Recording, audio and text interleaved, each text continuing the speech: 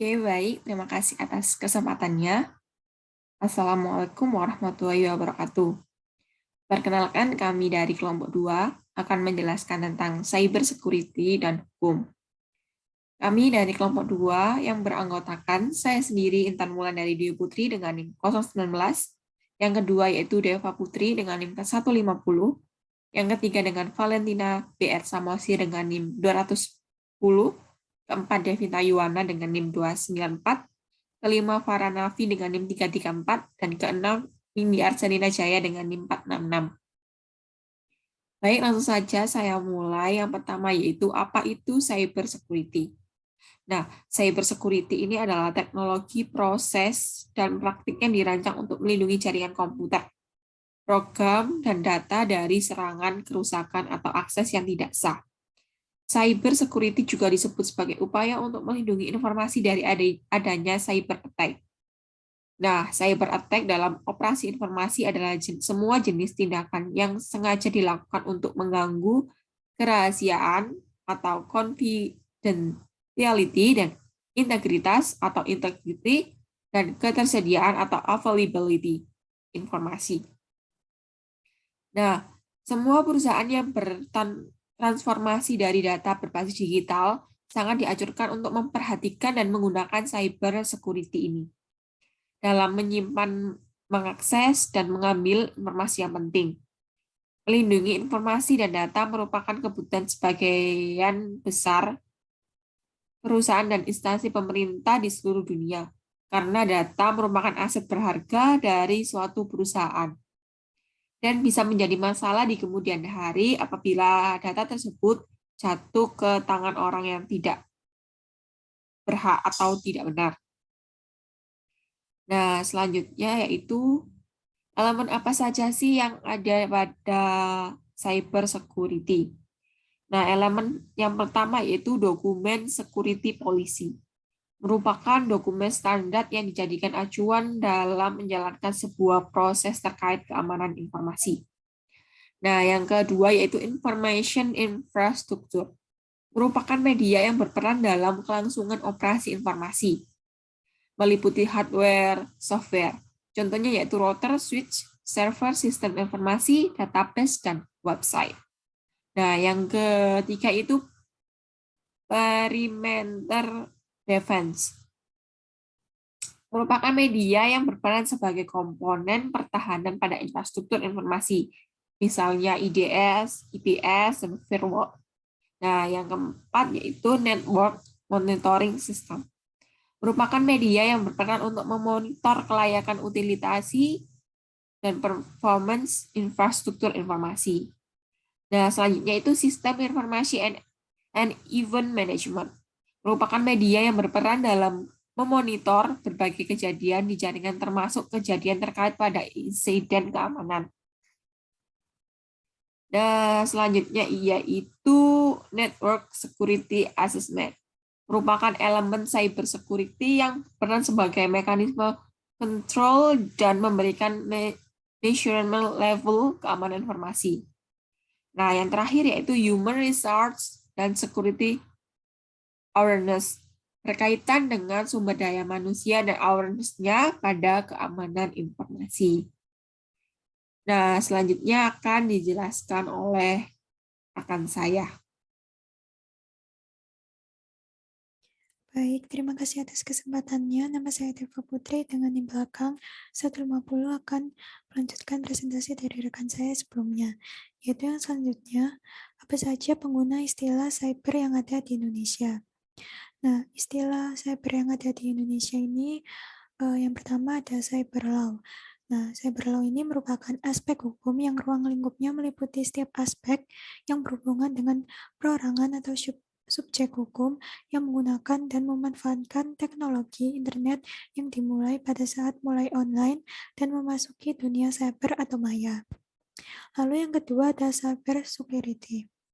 Nah, cyber security ini merupakan teknologi, proses, dan praktik yang dirancang untuk melindungi jaringan, komputer, program, dan data dari serangan, kerusakan, atau akses yang tidak sah. Lalu selanjutnya ada cyberwar. Nah, cyber war ini merupakan perang yang terjadi di dalam dunia internet atau maya. Perang tersebut bersenjatakan koneksi internet dan juga komputer. Aktivitas yang terjadi pada cyber war pada umumnya adalah kegiatan hacking atau anti-hacking yang dilakukan secara resmi oleh negara. Tujuannya adalah mulai dari mencuri data hingga melumpuhkan sistem yang dimiliki oleh negara musuh. Lalu yang terakhir ada cyber attack. Cyber attack ini merupakan jenis manuver yang digunakan oleh negara-negara, individu, kelompok, atau organisasi yang menargetkan sistem informasi komputer, infrastruktur, jaringan komputer, dan atau perangkat komputer pribadi dengan berbagai cara tindakan berbahaya yang biasanya berasal dari sumber anonim yang mencuri, mengubah, atau menghancurkan target yang ditentukan dengan cara meretas sistem yang rentan. Nah, selanjutnya apa saja jenis serangan cyber di era digital ini? Nah, jenis serangan cyber di era digital ini yaitu yang pertama ada denial of service. Nah, denial of service ini merupakan serangan memanipulasi sistem, jaringan, maupun aplikasi sehingga kinerjanya menjadi sangat berat dan menguras daya. Ketika sistem perusahaan terkena serangan tersebut, peretas biasanya akan menuntut uang tebusan kalau ingin mengembalikan ke kondisi semula.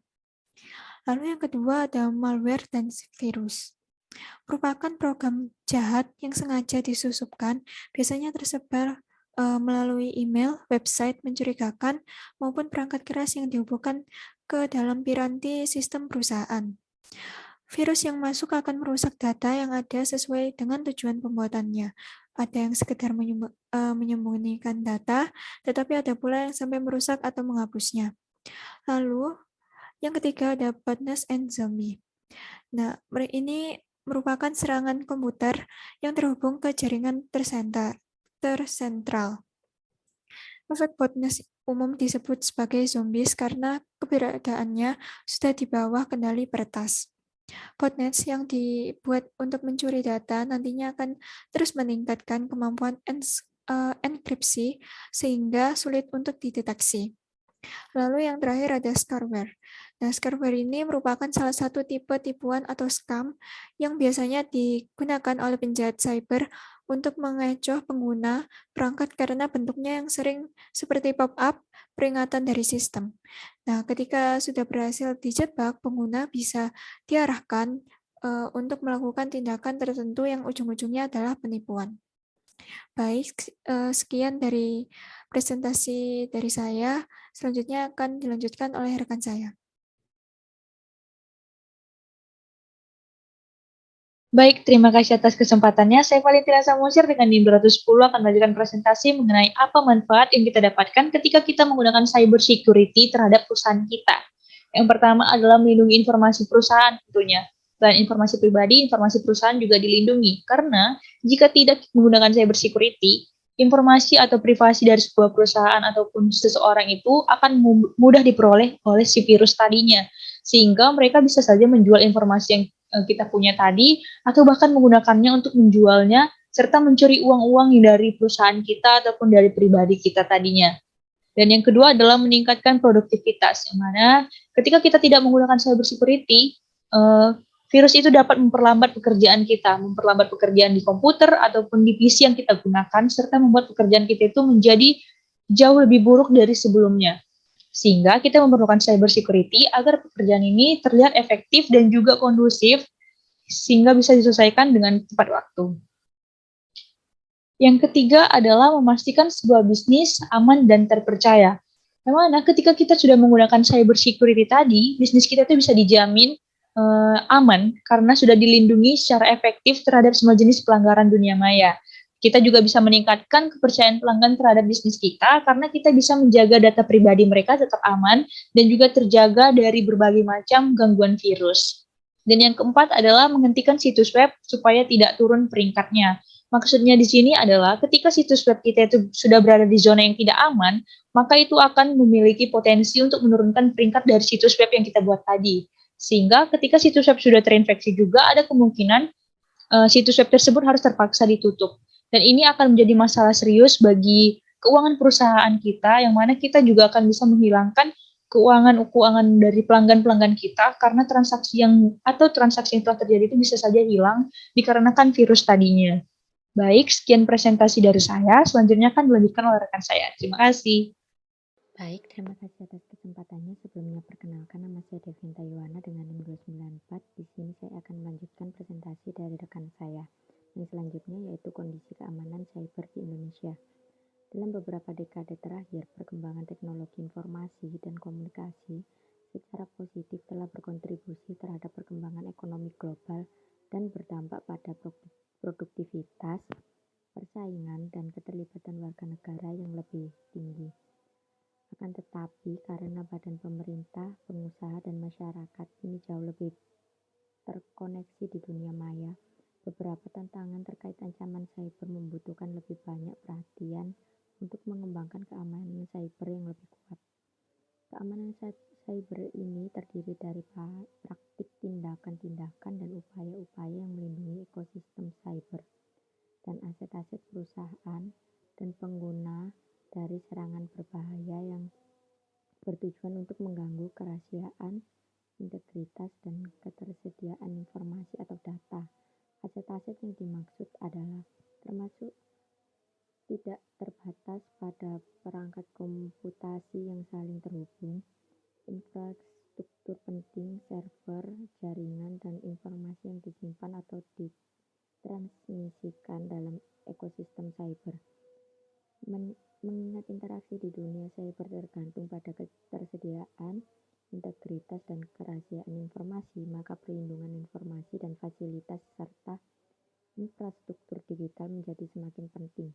Ancaman cyber adalah tindakan yang mungkin muncul namun berpotensi menyebabkan masalah serius terhadap jaringan atau sistem komputer dan semua orang bisa terkena dampaknya. Kerugian dari serangan cyber sendiri dan kejahatan cyber tergantung pada karakteristik korban. Bagi insiden keamanan cyber menyebabkan kerugian ekonomi di Indonesia. Perhitungan tersebut termasuk kerugian yang bersifat langsung, kerugian finansial dari kerugian produktivitas, denda, dan biaya perbaikan.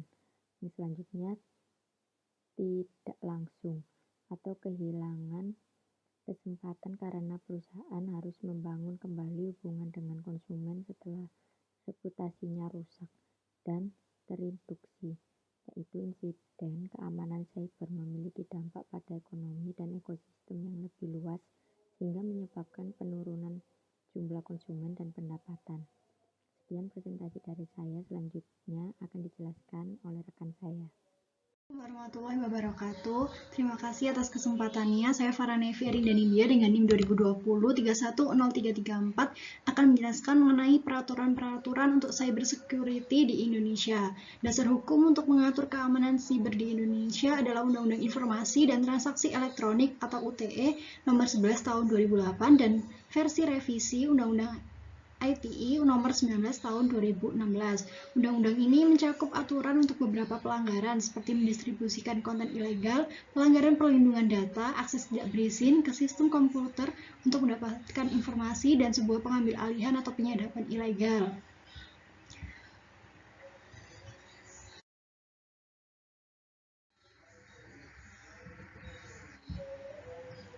Berdasarkan Undang-Undang ITE nomor tahun 2016, pemerintah mengeluarkan teknis yaitu Peraturan Pemerintah atau PP nomor 71 tahun 2019 tentang penyelenggaraan sistem dan transaksi elektronik. PP ini mengandung pembaruan terkait penyelenggaraan keamanan cyber pada sistem dan transaksi elektronik. Di samping itu, memiliki aturan lebih kuat terkait perlindungan data dan informasi pribadi serta autentikasi laman web untuk menghindari laman web palsu atau penipuan. Cakupan terbatas Undang-Undang ITE dan PP nomor 17 tahun 2019 kurang merespon ancaman siber yang terus berkembang, terutama ancaman terhadap infrastruktur penting pemerintah. Nah, untuk menghadapi ancaman siber terhadap keamanan nasional, Peraturan Kementerian Pertahanan Kemenham nomor 82 tahun 2014 menyediakan pedoman pertahanan cyber. Peraturan itu adalah satu-satunya peraturan yang menjabarkan definisi keamanan cyber. Tidak seperti Undang-Undang ITE, peraturan ini mencakup infrastruktur penting dari misalnya sistem keuangan dan transportasi sebagai objek keamanan. Akan tetapi, peraturan ini hanya berguna untuk mengembangkan kapasitas pertahanan cyber militer serta dikembangkan dan diimplementasikan oleh Kementerian Pertahanan dan Tentara Nasional Indonesia atau TNI. Untuk ancaman cyber non-militer, maka akan mengacu ke peraturan lainnya seperti Undang-Undang ITE. Terima kasih, selanjutnya akan dijelaskan oleh rekan saya. Baik, terima kasih atas kesempatannya. Perkenalkan, nama saya Windy Arselina Jaya dengan NIM 466. Di sini saya akan menjelaskan tentang upaya untuk mengesahkan RUU Keamanan Cyber. Yang pertama, kebijakan dan peraturan untuk keamanan cyber saat ini tetap terbagi ke beberapa kementerian yang berbeda. Undang-Undang Keamanan dan Ketahanan Cyber ini dipelopori oleh Badan Legislasi DPR pada Mei 2019 dan seharusnya sudah disahkan menjadi UU pada September 2019.